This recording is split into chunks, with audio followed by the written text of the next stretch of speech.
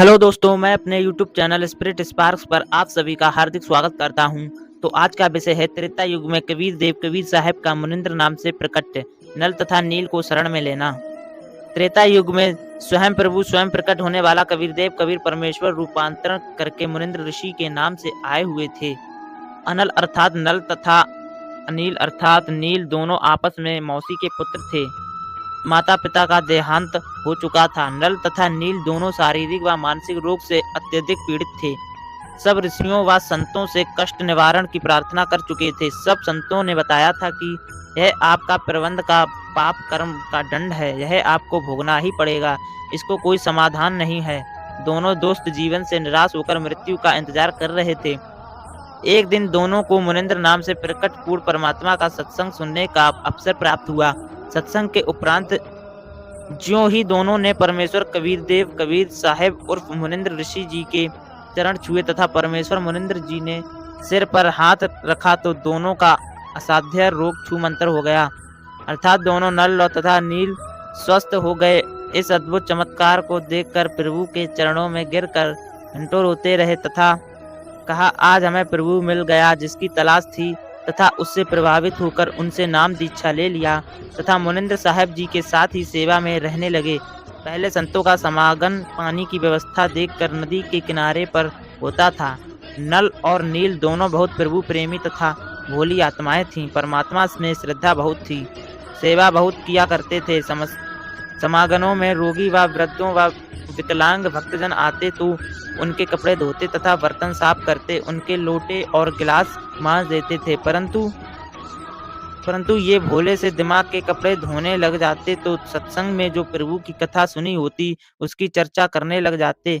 वे दोनों प्रभु चर्चा में बहुत मस्त हो जाते और वस्तुएं दरिया के जल में डूब जाती। उनको पता भी नहीं चलता। किसी की 4 वस्तु लेकर जाते तो 2 वस्तु वापस कर लेते थे। भक्तजन कहते थे कि भाई, आप सेवा तो बहुत करते हो परंतु हमारा तो बहुत काम बिगाड़ देते हो। ये खोई हुई वस्तुएं हम कहाँ से लेकर आएं? आप हमारी सेवा ही करनी छोड़ दो, हम अपनी सेवा आप ही कर लेंगे। फिर नल तथा नील रोने लग जाते थे कि हमारी सेवा ना छीनो, अब की बार नहीं खोएंगे। परंतु फिर वही काम करते, फिर प्रभु की चर्चा में लग जाते और वस्तुएं दरिया जल में डूब जाती। भक्तजनों ने ऋषि मुनिंद्र जी से प्रार्थना की कि कृपया नल तथा नील को समझाओ, ये ना तो मानते हैं और ना मना करते हैं तो रोने लग जाते हैं।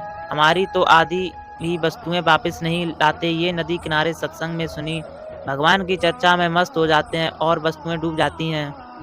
मुनिंद्र साहब ने 1-2 बार तो उन्हें समझाया। वे रोने लग जाते थे कि साहब, हमारी ये सेवा ना छीनो।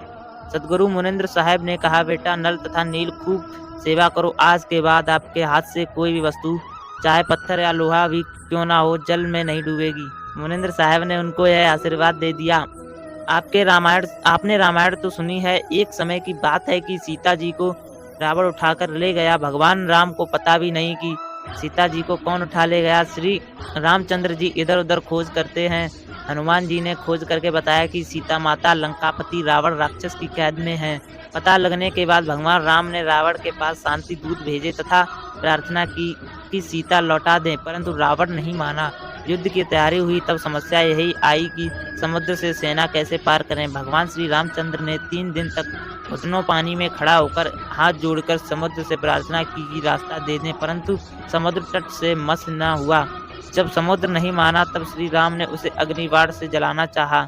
भयभीत समुद्र एक ब्राह्मण का रूप बनाकर सामने आया और कहा कि भगवान, सबकी अपनी अपनी मर्यादा है, मुझे जलाएं मत। मेरे अंदर ना जाने कितने जीव जंतु बसे हैं। अगर आप मुझे जला भी देंगे तो भी आप मुझे पार नहीं कर सकते, क्योंकि यहाँ पर बहुत सारा गड्ढा बन जाएगा जिसको आप कभी भी भर नहीं पा सकते। समुद्र ने कहा, भगवान, ऐसा काम करो कि सर्प भी मर जाए और लाठी भी ना टूटे, मेरी मर्यादा भी रह जाए और आपका पुल भी बन जाए। तब भगवान श्री राम ने समुद्र से पूछा कि वह क्या विधि है। ब्राह्मण रूप में खड़े समुद्र ने कहा कि आपकी सेना में नल और नील नाम के 2 सैनिक हैं। उनके पास उनके गुरुदेव से प्राप्त एक ऐसी शक्ति है कि उनके हाथ से पत्थर भी जल पर तैर जाते हैं।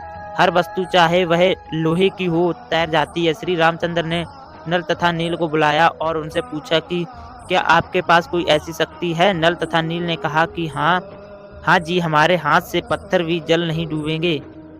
श्री राम ने कहा कि परीक्षण करवाओ। उन नादानों नल नील ने सोचा कि आज सबके सामने तुम्हारी बहुत महिमा होगी।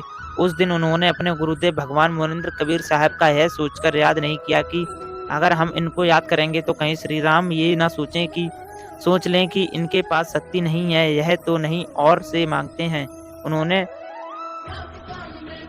उन्होंने पत्थर उठाकर पानी में डाला तो वह पत्थर पानी में डूब गया। नल तथा नील ने बहुत कोशिश की परंतु उनसे पत्थर नहीं तैरे। तब भगवान राम ने समुद्र की ओर देखा, मानो कहना चाह रहे हो कि आप तो झूठ बोल रहे हो, इनमें तो कोई शक्ति नहीं है। समुद्र ने कहा कि नल नील, आज तुमने अपने गुरुदेव को याद नहीं किया। नादानों, अपने गुरुदेव को याद करो।